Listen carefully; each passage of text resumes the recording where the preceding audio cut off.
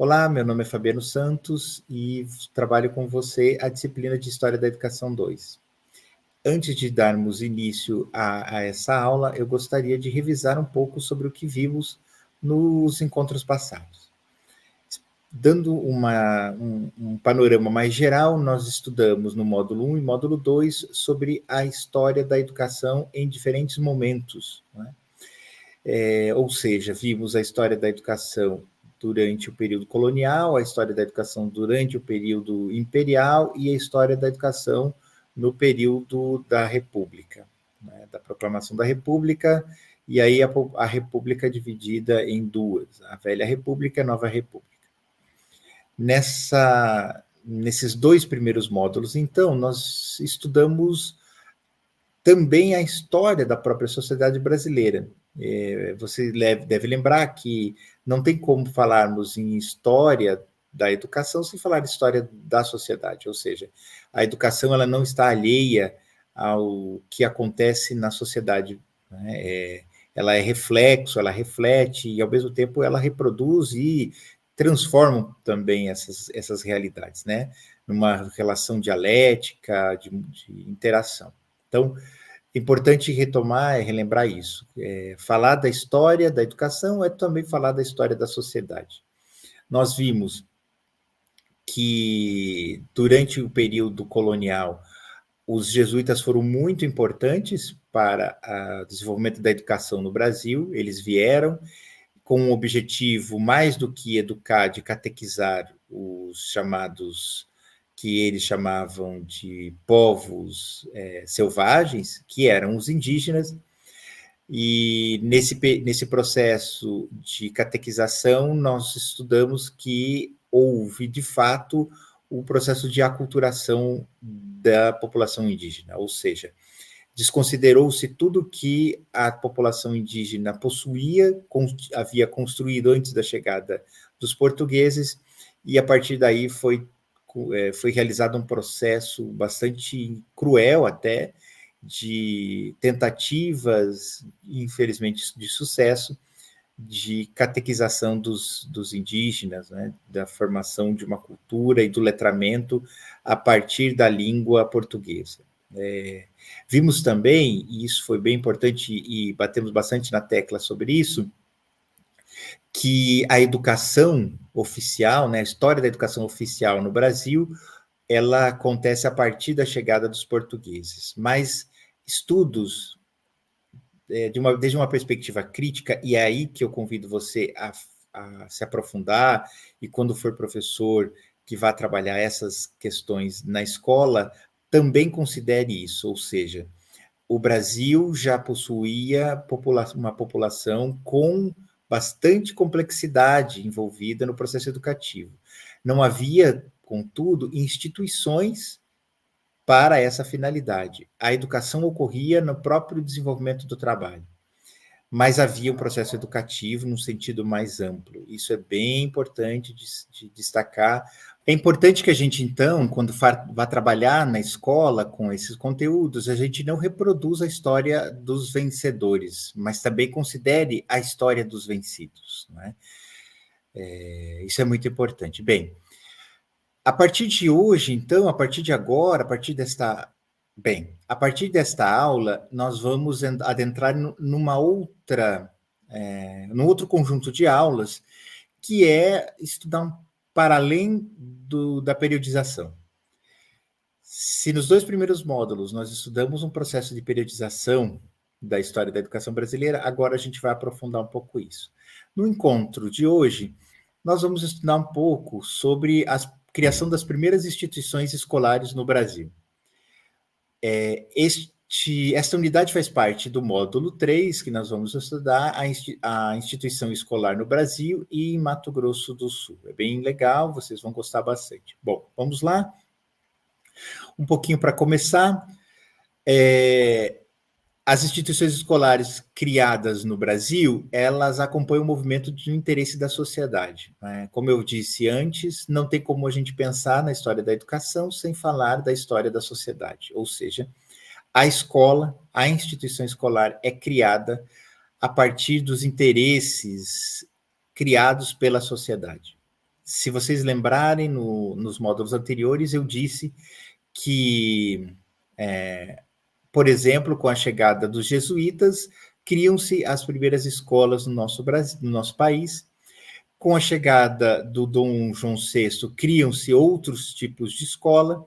Isso significa que, a partir da demanda de uma nova sociedade que ia se construindo no Brasil, uma nova escola, novas instituições escolares também são criadas. A instituição escolar, ela não é feita apenas de professores, isso é bem importante dizer, de alunos, de métodos. Ela se constitui também a partir das condições dadas pela estrutura básica, pela realidade e pelo modo de produção, né? Esses dois elementos, ou seja, a relação entre sociedade e o que constitui a escola não ser somente aquilo que acontece dentro da escola, mas no seu exterior, são elementos iniciais importantes para a gente pensar a história das instituições escolares. Não tem como falar, por exemplo, em qualidade da educação sem pensar na infraestrutura que as escolas têm. Não tem como nós responsabilizarmos os professores pela qualidade do ensino se nós não dermos condições de trabalho para que ele desenvolva as suas atividades.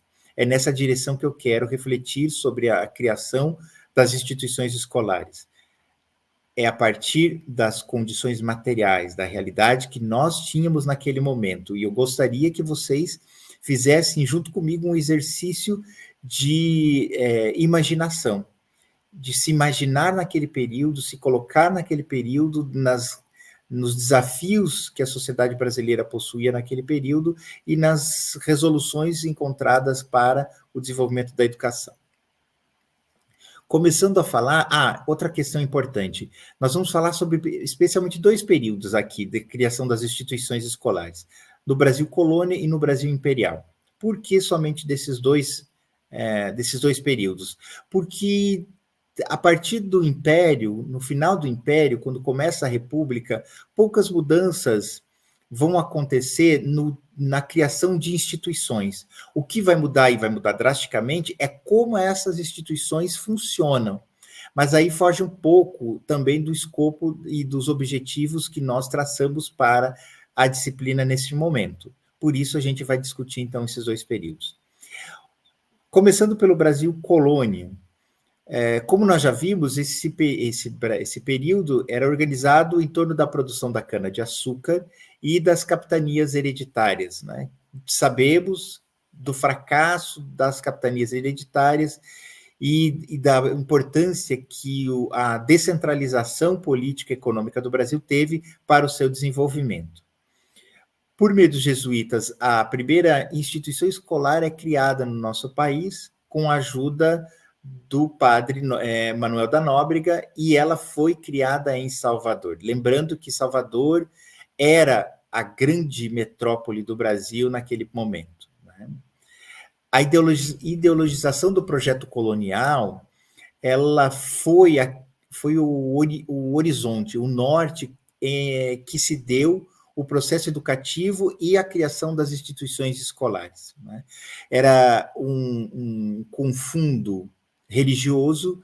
Essas primeiras instituições escolares são criadas para que o objetivo dos jesuítas em desenvolver uma educação, ou melhor, uma catequese para os indígenas, fosse realizada. Os jesuítas entram no sertão brasileiro e se empenham na catequização dos índios, procuram dar uma característica a essa educação baseada na moral portuguesa, numa moral cristã, religiosa, né?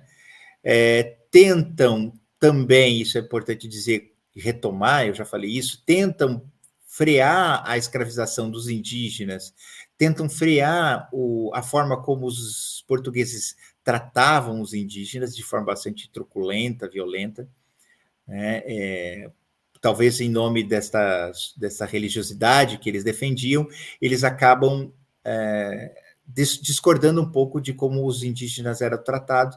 Por outro lado, tratavam de forma bastante desumana e sem considerar qualquer aspecto cultural pretérito, tratavam os indígenas como uma espécie de tábula vazia, que precisava, ou um receptáculo vazio, que precisava ser preenchido, né? Desconsiderava tudo que eles tinham.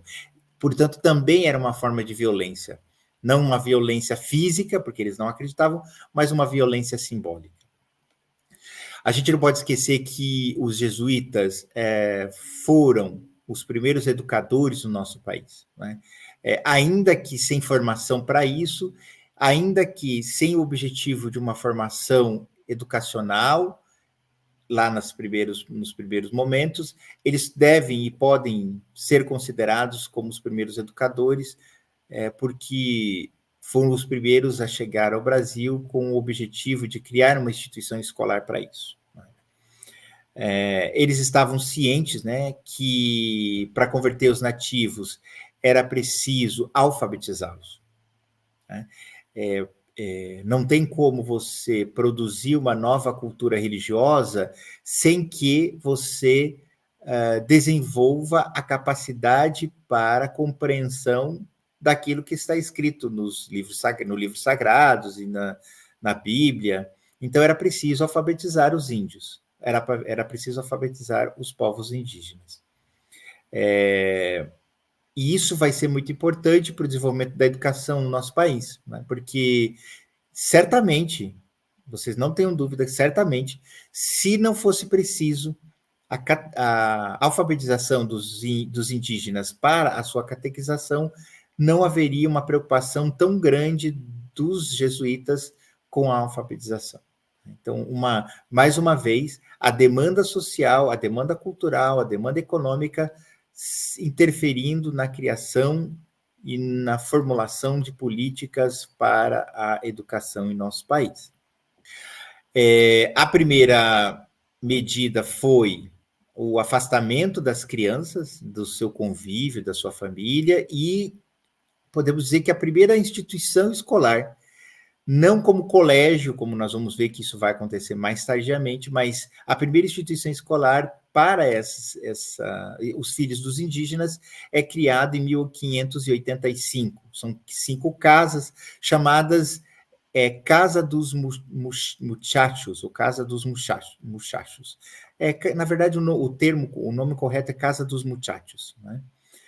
Fazendo uma referência aos povos indígenas também que viviam nos países de língua espanhola, certo? Então, como eu falei, liderados pelo padre Manuel de Nóbrega, assim que os jesuítas chegaram, eles vão construindo escolas, vão construindo colégios. A primeira delas, que não é aquela da Escola dos Muchachos, ela vai ser criada na Bahia, em Salvador, cujo mestre foi o irmão Vicente Rodrigues, que contava com apenas 21 anos de idade naquela época, tá? Vocês vão ver que essa aula vai estar baseada bastante em dados numéricos, em fatos. Por quê? Porque não tem como nós falarmos de história da criação das instituições escolares sem apresentar dados, sem apresentar fatos históricos, né? Portanto, então... e também não quero, assim como eu não sei todos os dados de cabeça, também não quero que vocês saibam os dados de cabeça. Eu quero que vocês entendam a lógica que está por trás desses dados, e é por aí que eu quero caminhar com vocês aqui. O período de permanência dos jesuítas, a gente já falou também, foi aproximadamente 200 anos, um pouco mais de 200 anos, e durante esse período foi um período de implementação de estudos de fundação dos primeiros colégios, como a gente já falou. A primeira escola foi fundada em 1550, o chamado Colégio dos Meninos de Jesus, que deveria acompanhar o modelo educacional de Lisboa, tá? Os documentos dão conta de que foram 7 meninos órfãos portugueses que estudaram nessas escolas. Então, é muito curioso a gente observar que nós temos aí, já desde o início da história da educação brasileira e da instituição, da criação das instituições escolares, uma dualidade estrutural, aquilo que a Cássia Koenzer fala de dualidade estrutural. Ou seja, nós temos escolas e colégios para os filhos dos indígenas, escolas e colégios para o filho dos portugueses. Claro que com isso, com qualidades e objetivos distintos também. Em 1554, o Manuel de Nóbrega, ele, junto com o padre Anchieta, vai fundar, em 25 de janeiro, o terceiro colégio jesuíta no Brasil, em Piratininga. Em Salvador, a obra dos jesuítas vai seguindo ao sul do estado da Bahia. Decorridas 2 décadas, a companhia era formada, então, por 5 escolas, o que, para a época, porque hoje, para os dias de hoje, pode pensar que é pouco, mas para a época é muito, é bastante, 5 escolas, 5 colégios, né? É bastante porque você não tinha uma população ainda muito grande, muito densa no Brasil, tá? Estão aí, são localizadas em Porto Seguro, Ilhéus, São Vicente, Espírito Santo, São Paulo de Piratininga. 3 colégios no Rio de Janeiro, Pernambuco e Bahia. Ou seja, né, eram os estados, né, que ainda não eram estados, eram os estados com maior densidade populacional do Brasil.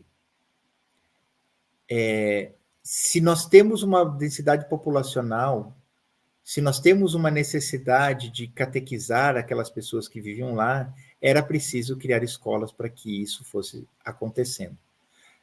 Localidades com uma densidade demográfica mais baixa, demorou mais para a criação de novas instituições. Então, havia um descompasso no Brasil. O Brasil, já nessas dimensões gigantescas, até mais do que nos dias de hoje, o Brasil, então, tinha uma disparidade muito grande no desenvolvimento das instituições escolares. A expansão com a necessidade e o crescimento populacional brasileiro, a expansão dos colégios não acontece, ou melhor, acontece de forma ordenada, sequencial, né? Vai se realizando na medida em que a população brasileira vai crescendo, vai se complexificando e vai também caminhando para outras localidades do Brasil. Era estratégico para a coroa e também depois para o Império que a população brasileira não ficasse restrita a uma região.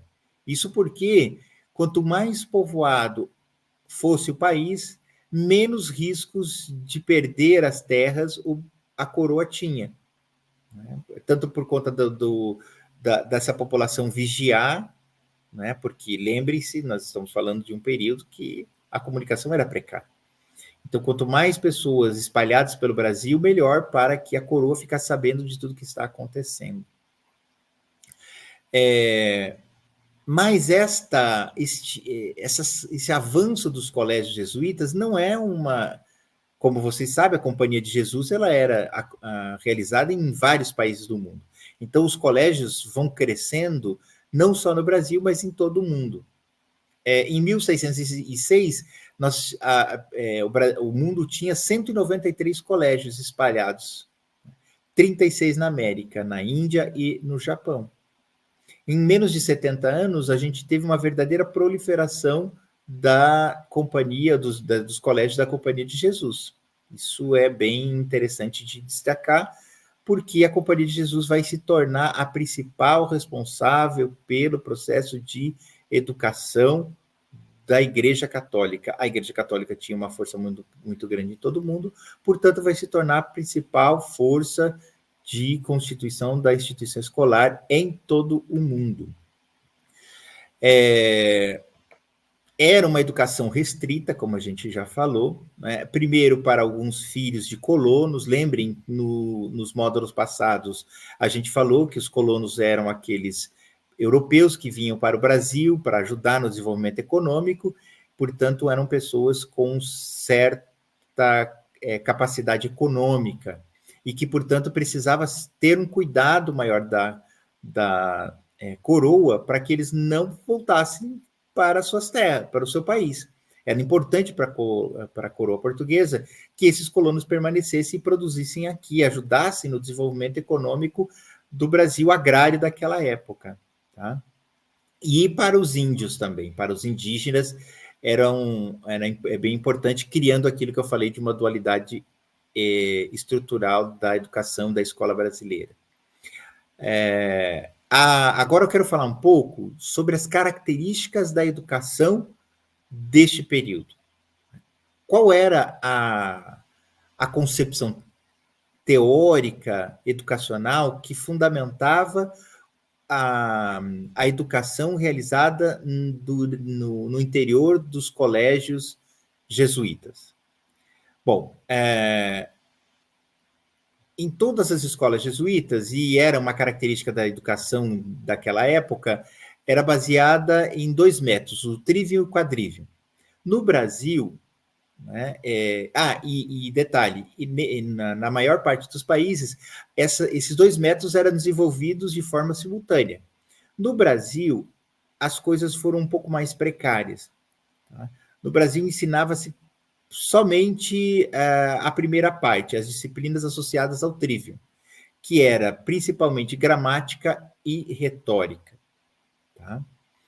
Esse tipo de aplicação era muito simplificada, né? Era própria do método medieval, que ainda estava presente, mesmo depois da independência do Brasil, no período imperial, e que implicou, segundo alguns autores, numa educação profundamente pautada na elitização do ensino, num ensino completamente descolado da realidade. Tá? O Brasil, naquela época, desenvolvia uma educação livresca, ou seja, o que quer dizer isso? Uma educação baseada em livros, baseada numa concepção de estudante bastante idealista. Né? Não se pensava no estudante concreto, que se relaciona com a realidade concreta. Era uma educação que, como eu disse, livresca, era uma educação que baseava-se em pressupostos educacionais. O que era preciso para que uma criança se desenvolvesse intelectualmente naquele momento? Era mais ou menos isso que fundamentava todo o processo educativo da população naquele momento. O método pedagógico seguia as normas do Colégio de Évora, de 1563, e daquilo que a gente já estudou um pouco da Ratio Studiorum, que era o manual pedagógico dos jesuítas. A gente viu isso já nos módulos passados. Né? Nos cursos, também vimos dos cursos inferiores, cursos superiores. Nos cursos inferiores, valorizava-se bastante a gramática. Claro que valorizava essa gramática, porque os filhos dos indígenas precisavam assumir a língua portuguesa como língua materna, ou melhor, como língua oficial, deixando de lado a sua língua materna. Lembrando, o Brasil tinha muitas e muitas tribos espalhadas pelo território, cada tribo com o seu próprio dialeto. Então, havia aí uma quantidade enorme de dialetos.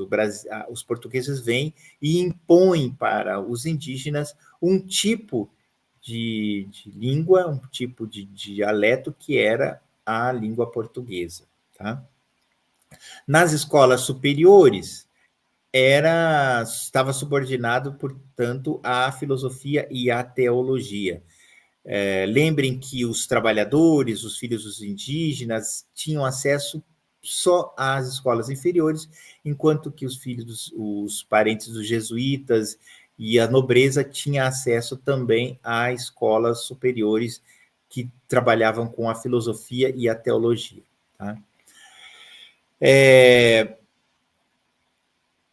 a pedagogia, a escola jesuíta, ela tinha uma característica bastante próxima ao Concílio de Trento da escola da Igreja Católica, que estava organizado com propósitos contra-reformistas, lembrando que a Igreja Católica pretendia retomar a sua hegemonia perdida pela reforma protestante de Martim Lutero.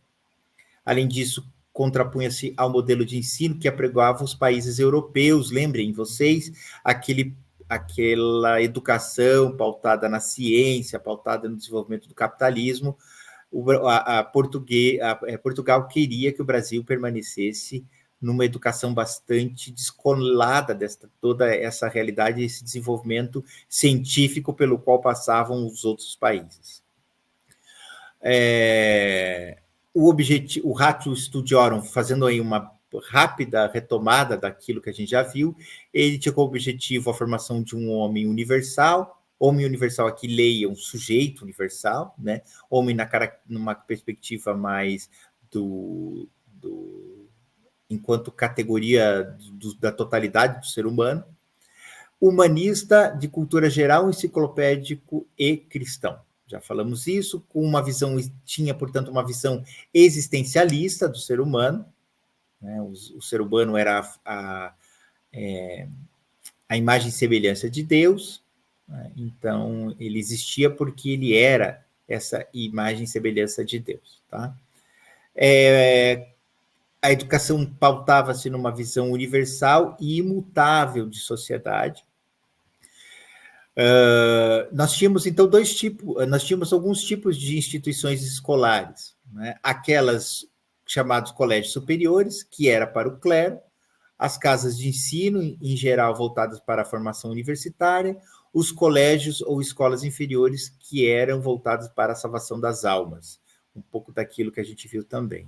Aqui a gente está tentando fazer um pouco do resgate, só para vocês entenderem e agora correlacionar as características dessas escolas com a criação delas e a realidade que cobrava a necessidade da criação dessas escolas, tá? Nos colégios, para ensinar também o número de alunos, determinava a quantidade de mestres, né? Então, mais ou menos, uma turma poderia ter 14 ou 15 alunos, com 3 mestres para ensinar letras e um sacerdote para o trabalho espiritual. Nós vamos lembrar e vimos que esta realidade não é a que ocorre, porque nós não tínhamos mestres suficientes para levar adiante o projeto, então cria-se uma estratégia das escolas e os colégios terem monitores que repassavam os conteúdos preparados por esses mestres, tá? Em 1750, as escolas jesuítas possuíam mais ou menos 131 casas de formação institucionais, então, educacionais, melhor dizendo, sendo 17 colégios, 55 missões no sul, 55 missões entre os índios. No sul, a gente tinha, entre 1734, foram fundadas 21 reduções, chamadas de reduções, aldeamentos indígenas habitados por mais de 100 mil índios foram cristianizados. Portanto, a necessidade de expansão para além do Nordeste brasileiro, para o Sul do Brasil, vai criando novas instituições, a necessidade de criação também de novas instituições. Dando agora um passo adiante na história, na periodização brasileira, a gente agora está passando a falar sobre nós passamos a falar do período em que a coroa portuguesa vai embora, deixa o filho de Dom João VI, que se proclama ou autoproclama imperador do Brasil, ou o primeiro imperador brasileiro, que é Dom Pedro I.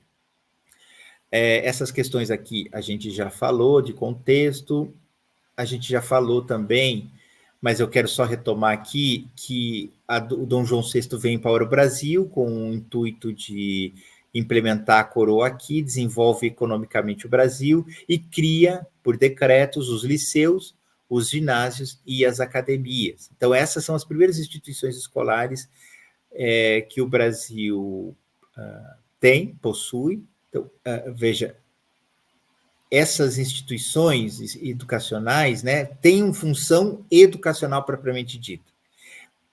As casas dos muchachos tinham uma função de catequização. Os historiadores dizem que essas escolas ou essas casas também devem ser consideradas instituições escolares, ainda que o objetivo não fosse a alfabetização. Então, a gente tem autores olhando para o mesmo objeto e compreendendo de forma um pouco distinta, né? De fato, eu considero que as escolas, as casas dos muchachos podem e devem ser consideradas instituições escolares, tá? A coroa, quando vai embora, deixa o Brasil praticamente sem recursos financeiros, mas o imperador, ele investe pesadamente na educação. Ele sabia, né, que um país recém-independente, sem uma educação forte, não conseguiria construir uma outra cultura, uma cultura diferente daquela que foi deixada pelo tempo que a coroa portuguesa esteve aqui. Então, investe pesadamente na educação, em cursos técnicos, no ensino superior. Então, há uma ampliação do número de cursos técnicos, educação profissional e ensino superior no nosso país, tá? As instituições escolares do primeiro grau, ou as chamadas de pedagogias, elas compreendiam o ensino elementar e primário, né? Então, aqui a gente já está falando de uma outra característica de escola, tá, gente? Deixemos de lado aquelas primeiras escolas criadas lá, as casas dos muchachos, os colégios superiores e inferiores, e aqui a gente está falando, então, de uma outra realidade. Nesta nova realidade, as escolas eram chamadas de pedagogias. Compreendiam o ensino elementar e primário, e tudo o que é indispensável ao homem, qualquer que seja a sua posição ou profissão. Aqui a gente já tem uma escola preocupada com a formação de toda a população brasileira. Também Dom Pedro I sabia que se a população brasileira não fosse uma população minimamente instrumentalizada, elas poderiam facilmente sucumbir às pressões que a coroa fazia para que o Brasil deixasse de ser independente e voltasse a ser uma colônia. Então, ele investe bastante nisso, tá? Os institutos desenvolviam as matérias do primeiro grau e acrescentavam todos os conhecimentos indispensáveis aos agricultores, artistas, operários e comerciantes, enquanto que os liceus compreendiam todos os tipos de conhecimentos científicos que servissem de base e introdução ao estudo aprofundado da literatura, das ciências e da erudição. Mais uma vez, o Brasil perde a oportunidade de romper com a dualidade estrutural e mantém a ideia de uma educação voltada para os pobres, trabalhadores, e outra voltada para a elite. Os liceus, numa perspectiva bastante elitizada, desenvolviam uma educação, então, muito mais voltada para a formação da elite, do pensamento crítico, do que as chamadas pedagogias, que eram a responsável pelo desenvolvimento de uma educação elementar, primária, somente. Isso aqui a gente já falou também com o retorno da família, o que vai criando, são as instituições escolares, a gente já falou. Bom, queria falar um pouco sobre os liceus aqui, né? Os liceus, inclusive em alguns estados e alguns municípios do Brasil, ainda têm a ideia, possuem liceus, né? Possuem essa ideia de liceu. Veja que a ideia de liceu, então, lá na origem da educação brasileira, ela tinha uma visão bastante interessante de educação, porque tinha como objetivo a formação científica. Lembrem vocês, o Brasil queria, de toda e qualquer condição, se afastar das características da sociedade monárquica. Uma dessas características era o conhecimento e a economia baseada numa sociedade ainda medieval, que não abriu os olhos e não se voltou de frente para a educação científica.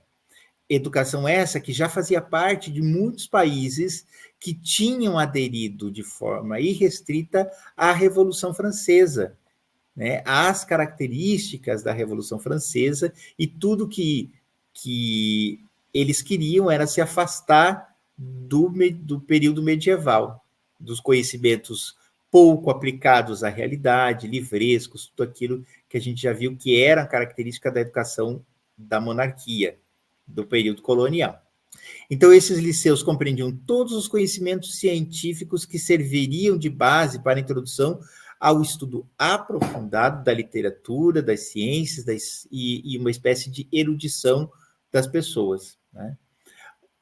Antes da Constituição, né, de 1824, que a gente já estudou, inclusive foi no último encontro nosso, a Assembleia Constituinte de 1823 adotou uma lei semelhante que permitia a qualquer cidadão a possibilidade de abrir uma escola. Veja que o Brasil começa a ampliar o número de escolas, porque qualquer um poderia abrir uma escola, não precisava ter formação para isso, basta ter vontade para isso. E essas escolas primárias, elas não precisavam ter uma licença ou uma autorização para funcionar por parte do Império. Elas simplesmente eram abertas e passavam a funcionar. Vocês lembram que no processo de periodização que a gente viu da educação brasileira, Dom Pedro I, ele vai perceber a importância da centralização do processo formativo na mão do Estado absolutista e, ao mesmo tempo, da descentralização, mas sem perder de vista a importância da centralização, né? Isso, ainda nesse primeiro momento, não era uma realidade, como vocês viram aqui. Nós estamos indo para as conclusões dessa aula de hoje, né? Já falamos bastante sobre as características das instituições escolares.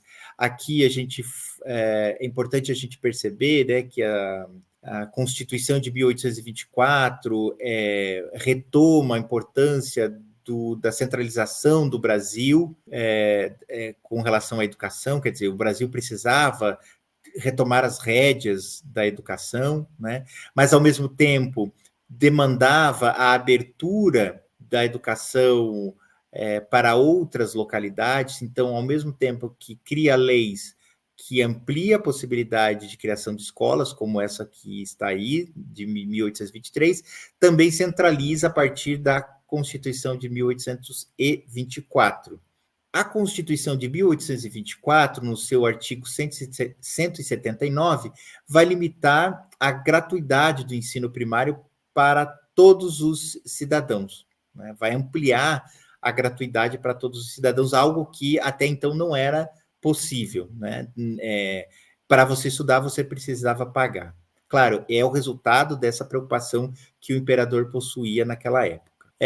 O professor também passa a ser uma preocupação importante para o Império, porque ele foi percebido na época que era preciso uma formação mais detalhada, adequada para esses profissionais, para que eles pudessem realmente exercer uma atividade mais comprometida com a formação dos estudantes. Tá? As primeiras escolas normais lá da Bahia vão se desenvolvendo no período imperial, e na República elas vão se desenvolvendo mais e mais, vão se complexificando, vão mudando suas características, mas as escolas primárias, as escolas secundárias, as escolas de ensino médio, as universidades, os próprios liceus que depois vão se transformando, tudo isso vai sendo preservado na transição do Império para o Brasil República. Para a gente concluir, eu gostaria de trazer aqui uma tabela que está colocada lá no texto que vocês estudaram, para vocês entenderem um pouco como que estava organizada a educação brasileira já no final do período imperial, tá? Nós tínhamos aí as escolas públicas, as escolas privadas, de educação primária e educação secundária. Percebo que as escolas secundárias tinham um número muito menor de participantes. Isso é a pavimentação para o que nós temos hoje, né, dessa desigualdade de acesso e de permanência do ensino fundamental e do ensino médio. Né? Poucas pessoas ascendem ao ensino médio e muito menos permanecem até o final. Isso está caracterizado com essa perspectiva que foi introduzida no Brasil a partir do Império. Com isso, a gente termina, então, mais uma unidade e, claro, foi apenas um en passant para que vocês pudessem compreender melhor como que se dá a criação das instituições escolares a partir da realidade brasileira e das necessidades da realidade brasileira. Eu espero que vocês aproveitem, estudem e, se precisarem, consulte todo o material disponível para esta disciplina. Nos vemos no próximo encontro. Até breve.